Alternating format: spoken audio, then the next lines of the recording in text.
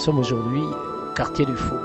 L'emblème, j'allais dire presque du Faubourg, l'emblème religieux, c'est cette petite église Saint-Jude. Alors, pour nous en parler, la mémoire vivante de ce quartier, de cette église, c'est Suzanne Puech. Bonjour Suzanne. Bonjour Jo. Oui, je suis venu vous parler encore une fois de Saint-Jude parce qu'on ne se lasse pas de parler de Saint-Jude quand on vit au Faubourg. Voilà, Saint-Jude. Alors dites-nous un peu, cette église, elle est née comment? C'est quand même une histoire. Elle est née d'une manière très particulière. Elle devait d'abord exister à un autre endroit de Saint-Jude. Ce sont les paroissiens qui habitaient Saint-Jude, qui habitaient le quartier Saint-Jude, qui ont demandé à avoir une église. Parce qu'il faut savoir que le faubourg était partagé en deux. Le faubourg côté gauche appartenait à Saint-Jacques et le faubourg à droite, le Canterel, appartenait à Saint-Nazaire. Et les paroissiens ont demandé à avoir une église. Mais ça n'a pas plu à tout le monde, donc il a fallu faire un tas de démarches. Le curé de Saint-Jacques ne tenait pas ce qu'est une église au faubourg, parce qu'il avait une église en haut qui était quand même assez populaire. Et les paroissiens montaient par le chemin, parce que Canterel n'était pas encore pavé, montaient par le chemin. Et en fait, le curé de Saint-Jacques a demandé à ce qu'on lui fasse des aménagements. Seulement, les aménagements qui ont été faits à Saint-Jacques ont ébranlé le rempart. Donc, la municipalité a arrêté parce que tout se serait écroulé.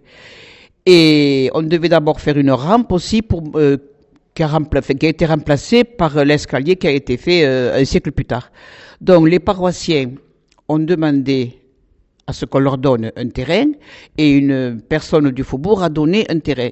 Et on était parti sur un accord où la commune donnait 75 000 francs à l'époque et les paroissiens 75 000.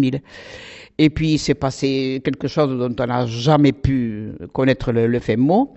Le projet s'est évanoui et les paroissiens de Saint-Jude se sont cotisés et ils ont acheté le presbytère qui était alors, à l'époque, une ancienne maison de maître de monsieur Garrigue, commissionnaire.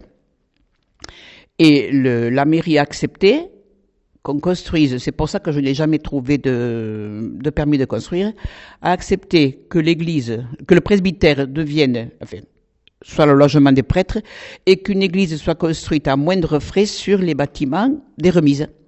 Et au fur et à mesure, les paroissiens, de leur denier, ont érigé l'église.